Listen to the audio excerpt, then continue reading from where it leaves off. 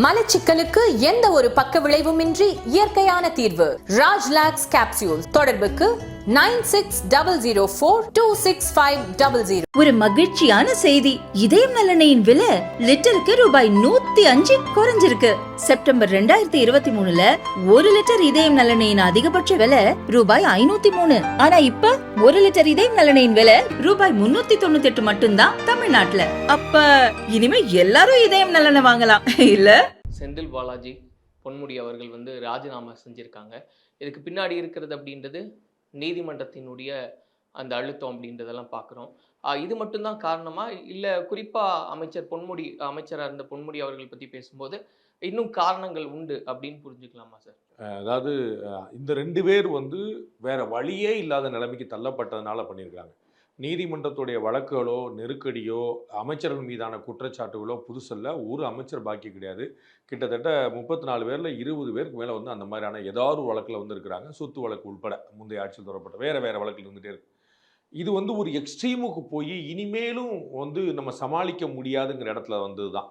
திரு பொன்முடி அவர்களை பொறுத்தளவுக்கு ஏற்கனவே இடி கேஸ் இருக்குது, மறந்துடக்கூடாது. அவர் வீட்டுக்கு ரெய்டு போனாங்க. அவருடைய மகன் மேலே புகார் சொன்னாங்க. அவங்க நடத்துகிற மருத்துவமனையில் மேலே புகார் சொன்னாங்க. கனிம வளத்தில் இந்த மாதிரி பண்ணப்பட்டுன்னு சொன்னாங்க. அவருடைய மகன் எல்லாமே விடிய விசாரணைக்கு உள்ளானாங்க. அந்த வழக்கு ஏற்கனவே நிலுவையில் இருக்குது. இப்போ சமீபமாக ரொம்ப மோசமாக ஹைலைட் ஆனது அவர் பெண்கள் பற்றியும் சைவ வைணவ மதங்கள் பற்றியும் பாலுணர்வு பற்றியும் அது அவர் பேசின ஆபாசமான கலவை. அது திமுகவுக்குள்ளேயே பெரிய ஒரு அருவருப்பையும் எதிர்ப்பையும் ஏற்படுத்துச்சு. திருமதி கனிமொழி அவர்களே ஒரு கண்டனம் தெரிவிக்க வேண்டிய நிலைமை. அதாவது யாராலையும் ஜீரணிக்க முடியாத அருவருப்பு. நம்ம அடல்ட் ஜோக்குன்னு சொல்லுவாங்க, சட்டையர்னு சொல்லுவாங்க. இதெல்லாம் நம்ம நிறைய பார்த்துருக்குறோம். ஆனால் எல்லாத்துக்குமே யார் சொல்கிறாங்கிறது ஒன்று, எங்கே சொல்கிறாங்கன்னு ஒன்று, எப்போ சொல்கிறாங்கன்னு ஒன்று, யார்கிட்ட சொல்கிறாங்கன்னு ஒன்று. இது அத்தனையுமே 2 ப்ரைவேட் கான்வர்சேஷனில் என்னன்னாலும் நடந்துக்கலாம். நம்ம அதை தப்பு சொல்ல முடியாது. 2 பேருக்கு தனிப்பட்ட உரையாடல். அதுவே ஒரு சின்ன குழுவாக இருந்ததுன்னா அவங்களுக்குள்ள பேசிக்கலாம்னு அதை பேச முடியாது. அதே மாதிரி ஒரு அமைச்சர் பேசுகிறார் அப்படிங்கன்னா அதுவுமே 2 பேருக்குள்ள என்ன பண்ண. ஒரு அமைச்சர் சபையில் பொதுவெளியில் பேசுகிறாருங்கும் போது இது ஒரு பயங்கர ரெக்கார்ட் ஆகிட்டு இருக்கக்கூடிய விஷயத்தில் எல்லோருக்கும் ஊரறிய உலகறிய பேசுகிறாருன்னா உள்ளே என்ன இருந்திருக்கு அப்படிங்கிறது வெளியே வருது. அது என்ன பெரிய துயரம் அப்படின்னா, காங்கிரஸ் கட்சியுடைய மூத்த தலைவர் திரு KS அழகிரி அவர்கள் சொன்ன போல இதில் என்ன பெருசாக இருக்குது, பெரியார் பேசாதையே அவர் பேசிட்டாருன்னு சொன்னார். இந்த விஷயத்துக்கே திரு பொன்முடி அவர்கள் பேச்சை பற்றி சைவம் வைணவம் பாலுணர்வை பற்றி இப்படி மிக்ஸ் பண்ணி ஒன்று பேசுகிறாருங்க பொதுவெளியிலன்னு. இதில் என்னங்க இருக்குது, அதாவது எந்த அளவுக்கு இந்த அரசியலுடைய தரம் தாழ்ந்து போயிடுச்சு அப்படின்னா அது வருத்தத்துக்குரியதுங்க அப்படின்னு சொல்லாமல் அதில் என்னங்க பிரச்சனை இருக்குது, இது எங்கே போய் முடியுது. கள்ளக்குறிச்சியில் எல்லாருக்கும் பீர் வச்சு சாப்பாடு கொடுக்குற அளவுக்கு போய் முடியுது. உங்களுக்கு புரியுங்களா? இப்போ திமுக ஆட்சி உலகத்தில் இது வரைக்கும் காணாத மோசமான ஆட்சி இல்லை. லெட் மீ ரிப்பீட், திமுக ஆட்சி இதுவரைக்கும் வரலாறு காணாத மோசமான ஆட்சி இல்லை. என்ன முக்கியமான பிரச்சனைன்னா, முன்னர் எதெல்லாம் தயங்கி பயந்து கூச்சத்தோடு செய்யப்பட்டதோ அதெல்லாம் இப்போது துணிந்து வெளிப்படையாக பகிரங்கமாக செய்யப்படும். இவ்வளோதான் பிரச்சனை. முன்னாடியும் தண்ணி அடிச்சுட்டு இருந்தான். எல்லாரும் கட்சி கூட்டத்துக்கு போனால் தண்ணி அடிப்பான், உண்ணாவிரத்தில் இருந்தால் சாப்பிடுவான், உண்ணாவிரத்துக்கு போகும்போது தண்ணி அடிச்சுப்பான். அதெல்லாம் ஒளிஞ்சு மறைஞ்சு நாங்கள்லாம் தினமலரில் வேலை பார்க்கும்போது பக்கத்து டாஸ்மாக் கடையில் போய் கூட்டம் எடுத்து ஃபோட்டோ எடுத்து போட்டு பாருங்கள், அங்கே உண்ணாவிரம் நடக்கும், இங்கே டாஸ்மாக் கடையில் கூட்டம் சேல்ஸ்னு போட்டுவிடும். மறைஞ்சு நடந்துருது. இன்னைக்கு கள்ளக்குறிச்சி நடக்குது. திமுக செயல் வீரர்கள் கூட்டத்தில் சாப்பாடு, பிரியாணி, சரக்கு பகிரங்கமாக, எந்த ஒளிச்சு மறைச்சலாம் இல்லாமல். அவங்க பசங்களை நீ 4-5 ஃபோட்டோ நீங்கள் பார்த்தீங்கன்னா அவங்கெல்லாம் ஃபோட்டோ எடுக்கிறாங்க. அவங்களுக்கே அதை தாங்க முடியல. இப்படி ஒளிச்சு மறைச்சு நடந்த விஷயம். அதுதான் ஆபாசமான பேச்சு பேசாதல. கரகாட்டங்களில், ஒயிலாட்டங்களில், மயிலாட்டங்களில், ஊரில் நடக்கக்கூடிய விஷயங்கள்ல எல்லாமே நடந்துகிட்டு இருக்கும், போக வைக்கும். அது வேற விதமான விஷயம் வச்சுக்கோங்க. அதை இவர்கள் அப்படியே பகிரங்கமாக கொண்டு போய் ஒரு அமைச்சரே பேசுகிறாருங்கிறத ஒரு முக்கியமான விஷயம். செந்தில் பாலாஜி இதுதான் ஊழலுக்கு. ஆமாம், இப்போ என்னங்க காசு திருப்பி கொடுத்துட்டோம்ல, உங்களுக்கு ஊழல் செய்யலைங்கிற காலம் போய் அதான் காசு திருப்பி கொடுத்துட்டோம்ல அப்படி அந்த அளவுக்கு பகிரங்கமாக போனதுதான் முக்கியம். அந்த டாஸ்மாகில் என்ன பிரச்சனை, எல்லாரும் குடிச்சாங்க. டாஸ்மாக் என்னது, காவல்துறை டாஸ்மாகில் குடிப்பவர்களை ஒழுங்குபடுத்த வேண்டியிருக்கு. அரசு ஆண்டுதோறும் அதோட வருமானத்தை நம்பி 48,000 கோடி இந்த வருஷம் பட்ஜெட்டில் முடிச்சிருக்காங்க. 48,000 கோடி ரூபா லிக்விடா அரசுக்கு மட்டும் வரி மூலமாக வருமானம். டாஸ்மாக் நிறுவனத்துக்கு தனி வருமானம், மதுபான விற்பனை உற்பத்தி நிறுவனங்கள் தனி வருமானம். அப்போ எத்தனை ஆயிரம் கோடி எங்கே போகுதுன்னு பாருங்க. மாசத்துக்கு 5,000 கோடி, மாசத்துக்கு 5,000 கோடி. Just imagine. அப்போ இவ்வளோ பெரிய துயரத்தை கொண்டு போய் தள்ளுறது திரு பொன்முடி அவர்கள் உள்ளே இருந்த திராவிட மாடல் சொல்கிறாங்கல்ல, திராவிடர் அது என்னது, எதை செய்யும் அப்படிங்கிறத வெளிப்படையாக ஆக்கிட்டார் அவர். அது ஒரு ஹேபிச்சுவல் அஃபண்டர் ஒரு வார்த்தை பயன்படுத்துவது. ஏதோ ஒரு நாள் அப்படின்னா எனக்கு டங் ஸ்லிப்பாகும், உங்களுக்கு டங் ஸ்லிப்பாகும். புரியுங்களா? நம்ம ஒன்று பேசுகிறோம், டக்குன்னு ஒரு வார்த்தை மிஸ் ஆகும். அது எல்லாருக்கும் நடக்கக்கூடியது. இது டங் ஸ்லிப்பே கிடையாது. நிறுத்தி தெளிவாக புரியுதான்னு கேட்டு புரியலன்னு இன்னும் எக்ஸ்பிளைன் பண்ணுறேன்னு சொல்லிட்டு பின்னாடி 4 பேர் எக்ஸ்பிரஷன் அவ்வளோ நிதானமாக சொல்ல. இன்னும் சொல்ல போனால் அந்த கூட்டத்திலே முழுக்க அப்படி தான் நடந்துச்சு.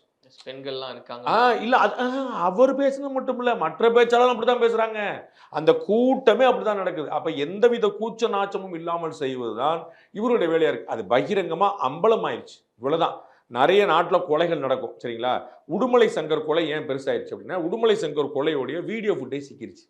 அப்ப அந்த கொலையை கண்ணால பார்க்குற மனிதர்களுக்கு அது பதறுது. அதற்கு முன்னாடி 100 கொலை நடந்துருச்சு, அதுக்கு பின்னாடி 100 கொலை நடந்துருச்சு சரிங்களா.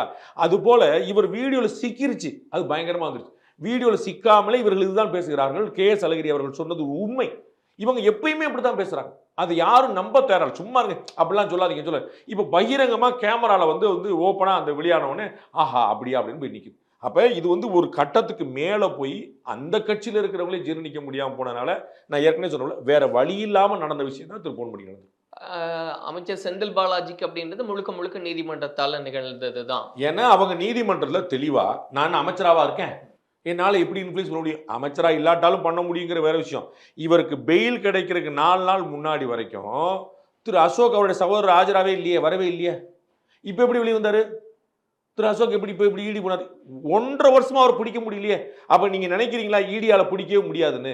அப்ப நினைக்கிறீங்களா இங்க இருக்கிறவங்களுடைய ஒத்துழைப்பு இல்லாம அது வந்து நடந்திருக்கும் அப்படின்னு? அவ்வளவு அவர் என்ன சதாம் ஹுசேனா ஒசாமா பில்லடனா வெளிநாட்டுக்கு தப்பிச்சு இங்கே தானே இருந்தாரு. அவர் எந்த வெளிநாட்டுக்கு போல எந்த இங்கே தான் இருந்தார். அப்ப எப்படி இருந்தாரு?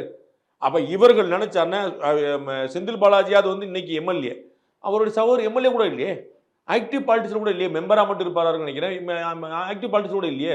சரி, ஜாஃபர் சாதிக் வந்து போதைப்பொருள் கடத்தல உள்ள அவர் என்ன எம்பியா மந்திரியா? ஸோ ஒரு அரசியல்வாதியா இருக்கணும், ஒரு எம்எல்ஏவா இருக்கணும், ஒரு எம்பியா இருக்கணும், மந்திரியா இருக்கணும் அவசியமே இல்லை. செந்தில் பாலாஜி சொன்னார்னா இன்னைக்கு எம்எல்ஏ செந்தில் பாலாஜி தானே சார், போனை வைங்கன்னு சொல்லுவீங்களா என்ன நீங்க? செந்தில் பாலாஜி செந்தில் பாலாஜி அவருடைய வீரியம், அவருடைய வேல்யூ, அவருடைய பவர் வந்து அப்படியே as it is existing, whether he is being minister or not, whether he is being prison or not.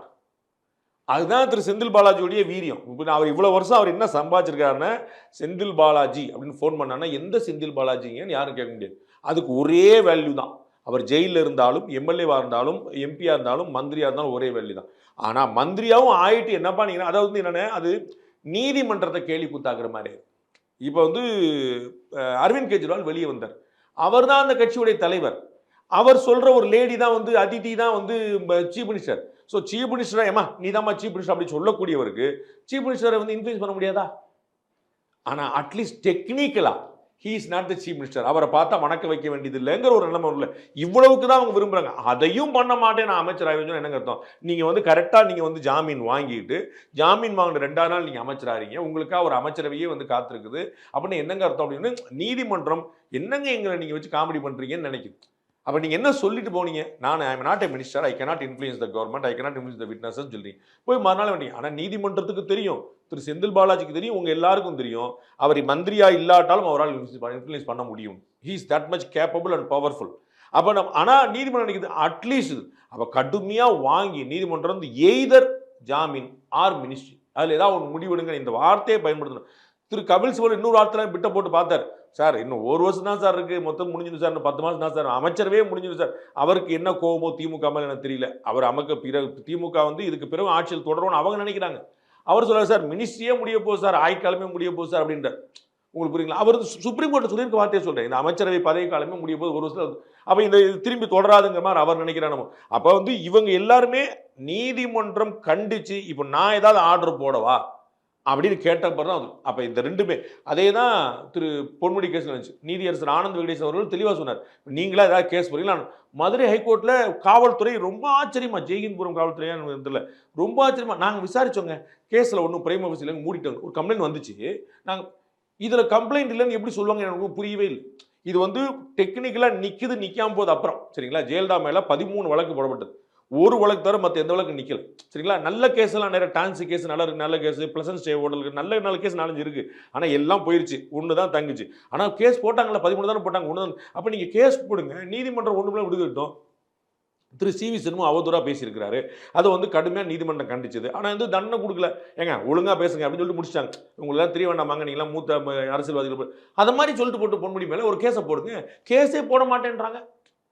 அப்ப நீதிமன்றம் உள்ள தலையிட்டு தான் எல்லா பக்கம் இன்னும் 4 அமைச்சர்கள் இருக்காங்க. நீங்க இந்த 2 வர முடியும், இந்த 2க்கு வந்து நெருக்கடி புரியுங்களா. நீதியரசர் ஆனந்த் வெங்கடேஷ் இந்த பக்கம் வந்து நீங்க என்ன பண்றீங்க, நான் கேஸ் ஒரு சோ மோட்டோ எடுக்குவா அப்படின்ட்டார்.